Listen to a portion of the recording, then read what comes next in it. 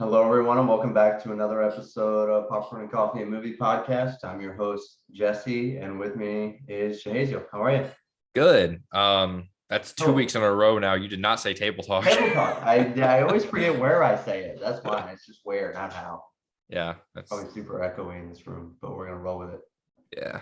It's all right. And we are back for another episode of Moon Knight, which came out yesterday. I had Yeah. technical difficulties yesterday. My internet went down. So we That's weren't able to get it out on the day of, but they came out promptly and fixed it. So we're back, as in the nice. 1990s dinosaur movie. Did you ever watch that one? A long time ago. We're back. Yeah, we're Yeah. they're turning people into dinosaurs. I don't remember the premise at all. I They were thought, making they were making regular dinosaurs have personalities. That's what it was. yeah, and they were like, yeah, I don't remember the premise. I just It was remember there were weird. dinosaurs in It the was city. weird. But So, anyways, on this week, all things Forever Moon Knight. Mark and Steven must find balance as supernatural threats ahead look to stop them. What are your thoughts on this episode? definitely my favorite episode so far. Oh, I would 100% agree. This one I was actually able to get into. I so much more action. I was just enjoying the fight scenes and the dialogue and stuff a lot better. Yeah. I guess we kind of understand the character a little more now. We're 4 episodes in, so we kind of get that. So that helps. I'm starting to care about the character a little more, or at least enjoy it more so. But yeah, I really enjoyed this one. Well, what's funny is too, you can make the argument it's like, oh, those first couple episodes were boring or whatever. But to understand the dynamics of what's going on inside of his mind, as well as who the other characters in the story are, I think we really needed the episodes that we got. They were far less action heavy, but I think they were completely necessary. And I really like how this seems to be playing out from episode 1 to episode 6, more like I mean, maybe I've said it on here already, more like a movie as opposed to a TV series. So Yeah. yes, those, you could argue those first couple seemed like they took a lot to get going, and there was far less action. But if you look at the first, quarter of a movie, there's a lot less action going into the first quarter of a movie than there is the rest of the movie. So it's a lot of setup, but I think all that setup got us to where we are. And you're absolutely right. I'm invested not only in the characters, but also in the story at this point. Mhm. Whereas 2 episodes ago, I was like, man, I just really don't care about this story. I don't know why. But now we're in the heart of it. Now we're in the meat of the movie and Yeah. story to where I'm like, okay, I'm in. And yes, the action does help. And Kevin Feige wasn't kidding when he was talking about Moon Knight being a different side of the MCU that we haven't seen yet. Yeah. This was dark. It's not like rated R dark. This isn't horror dark. It really reminds me kind of Indiana Jones a little bit. Well, it's very Indiana Jones, and in terms of like gritty, it's closer to what your Netflix series were. Mm-hmm. It's not near as bloody or anything, but it's a lot closer. And there's a lot more, like, and when somebody gets hit here, it really feels like people are getting hit or shot. Where some of your Marvel movies don't have that, Yeah. Yeah. But I would agree. Go ahead. I really feel like May Calamawy, her character is really getting involved more, just really helping the story and stuff. I really love that character. She's so good. Yeah. She's so good. And it really makes me wonder, are they setting her up to be the next Moon Knight? We already know that, oh crap, what's his name? The god. Oscar Isaac? No, the god character. The bird god. Oh, Khonshu. Yeah. We already know that Khonshu wants her. Yeah. And that's what Mark is trying to prevent.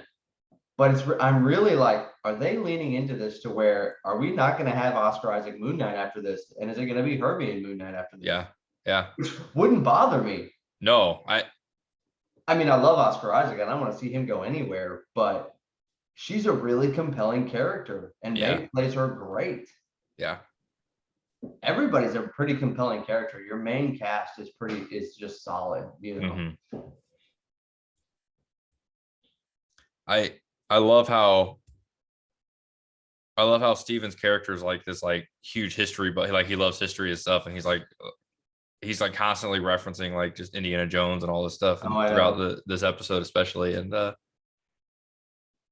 I'm pretty sure he made an Aladdin reference yes, with the yeah, lion, and he said, "I wish this lion would come to life and give me a riddle or something." yeah, something like that. I can't remember At the what at again. the at the front of the tomb. Yeah, yeah, I love Steven's character too. He's quirky, he's ditzy, he's weird, but it yeah, plays so well.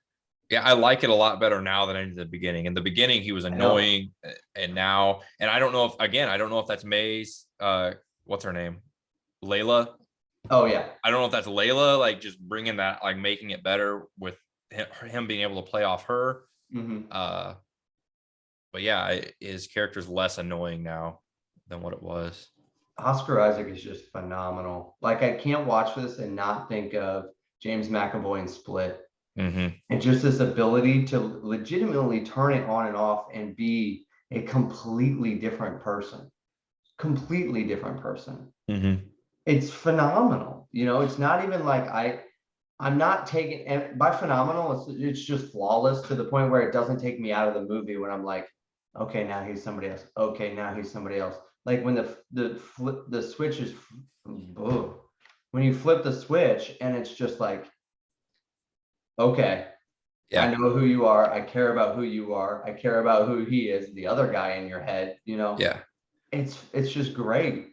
yeah, In that scene when, you know, Steven kisses Layla and then he just punches himself in the face. yeah, There's a perfect amount of comedy where it's not too much, it's just enough to kind of give us a little release and a chuckle, and then hmm, goes right back into the story. Every episode has been that way so far. yeah. I think this one did it really, really well.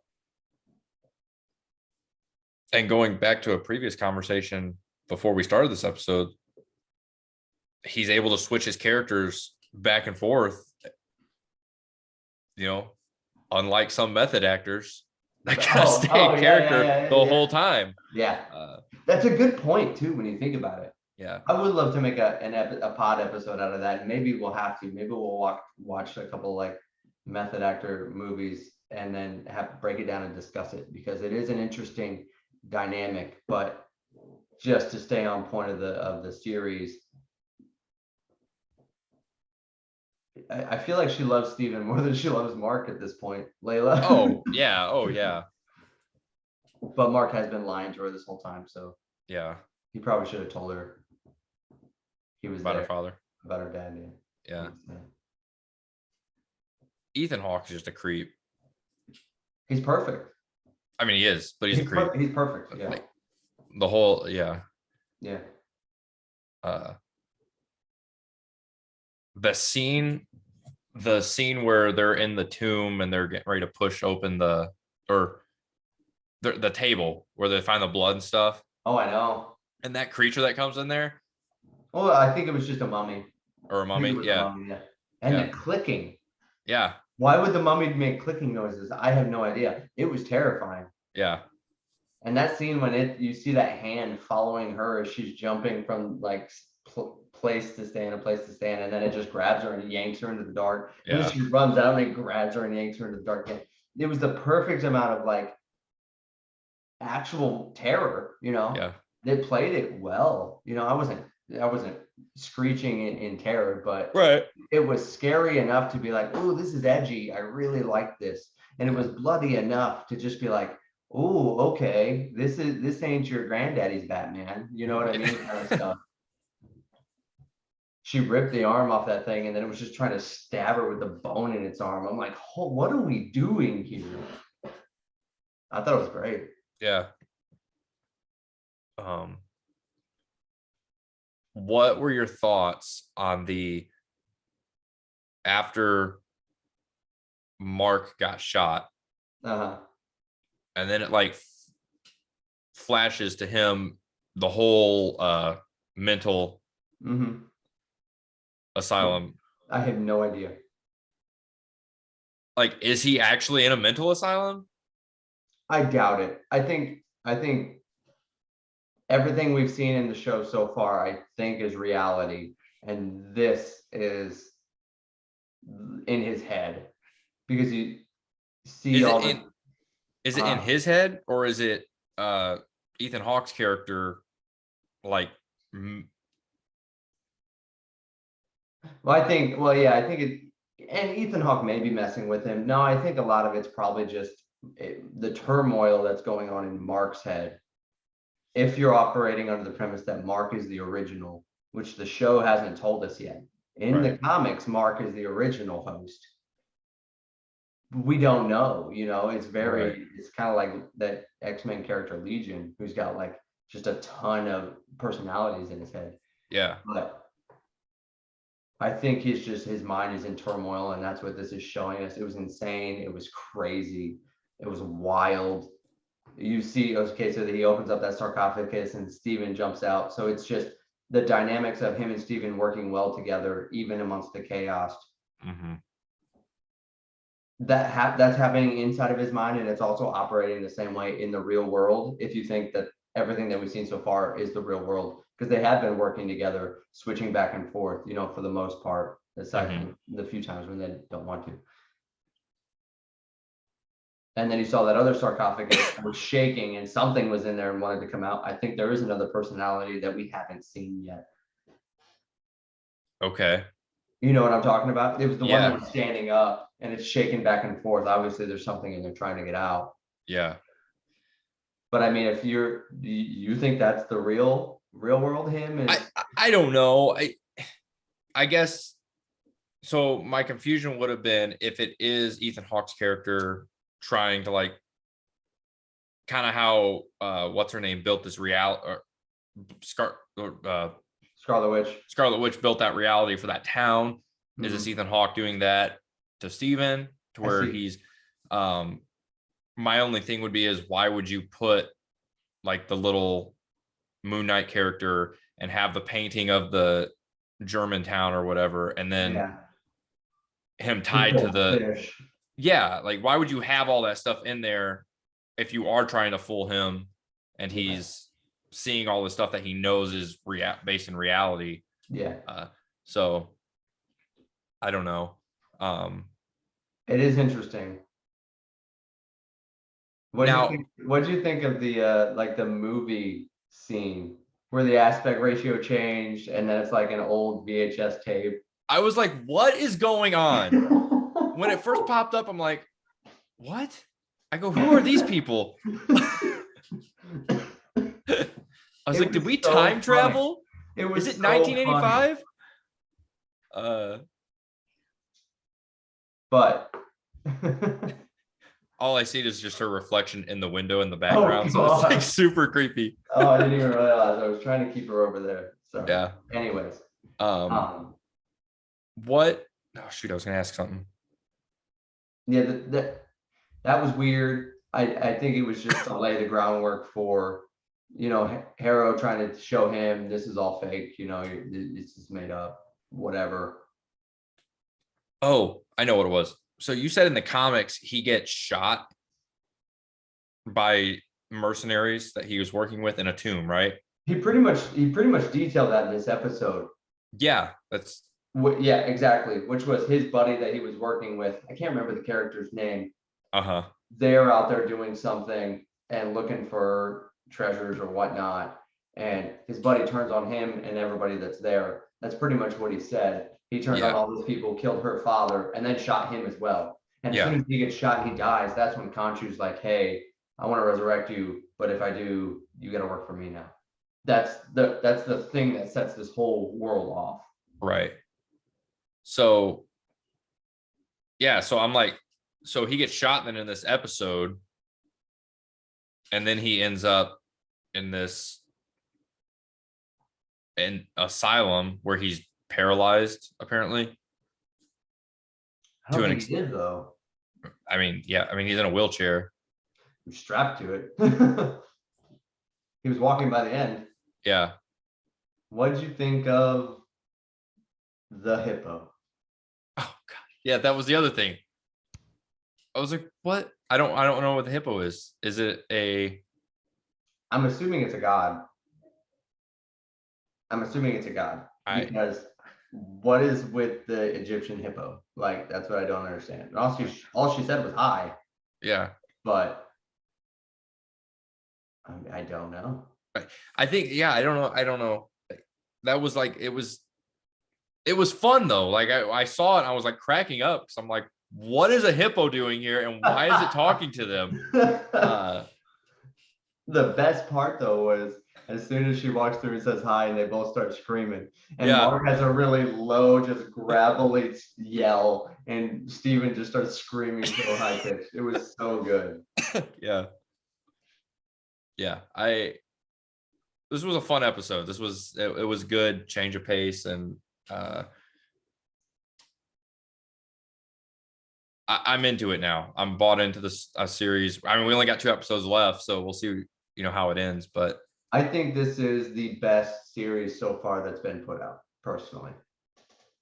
no, I still got to go with the Hawkeye series. I like the Hawkeye series too. Yeah, I think this is better. Where do you think where does episode 5 start? Does it start in the asylum? Does it start back in the real world? I think it starts in the asylum. You think so? Yeah. I think they're going to give us a little bit more of that, and he's going to have to find his way out. Part of me is thinking, and this is kind of where I'm at, just thinking about the lore of the show and all that.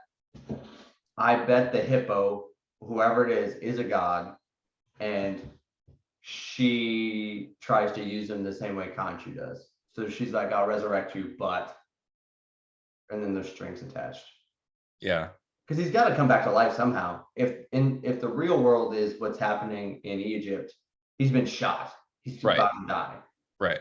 Something has to happen. So then does Layla get shot and then Khonshu gets her? Could. But in the last we seen Khonshu, he said, tell Mark to come get me, pretty much. Yeah. Because he said, the gods are going to take me. Tell Mark to come get me. So I don't know. Yeah, there's so much stuff. I wish I knew more of the comic book with this and the lore behind everything. It would probably help out with a lot of stuff, but yeah, I don't know. I know some, but even this is kind of throwing me for a loop. I'm more concerned that there's only 2 episodes left. And it seems like there's a lot of story threads that are open. And how do you close all of those in a nice, neat bow? Yeah. And I mean, 2 episodes, 2 hours almost. That's a movie. True. That's true. You're not wrong. If they can stick the landing, this will be a really good show. Yeah. I definitely think that the last with the Hawkeye series and now with this one, having that 6 episode series, I think is the way for Marvel to go with their shows. Because I feel like not to get off, but Falcon and Winter Soldier was way too long of a series. How many was that? 8 or 13? I think it was like 10. Yeah, it was like 10 or 13. It was high. I don't remember what Loki was. WandaVision was okay. I think for what they were doing with that show, it was fine. They were shorter episodes too. Yeah. WandaVision had shorter episodes. Yeah. I think 13 episodes at only like a half hour a piece. Sure, that's fine. Yeah. But if you're getting like 45 plus minutes an episode, yeah, you limit that sucker to 6. Yeah. I'm thoroughly enjoying this. Yeah. It's fun. So anything else? Nope, that's all I got. Why don't you drive us into the parking spot? All right. If you like what you hear, head over to YouTube and listen to us here. Leave a comment in the comment section. You can also check us out on Apple Podcasts, our other popcorn and coffee movie reviews. Please drop us a rating and review on there, and you can check us out on Google and Spotify. If you want to head over to Instagram at Popcorn and Coffee, you can DM us and send us your requests. What do you want us to review? Comedy, horror, action, romance. I don't know, whatever. We'll do it all. Like you said, we have a actual audio podcast that drops every 2 weeks. If you go check us out on Spotify right now, just yesterday, a Death on the Nile episode release. So you can go check that out there as well. Yes. That being said, we'll see you guys next week when we do this again. Bye. See ya.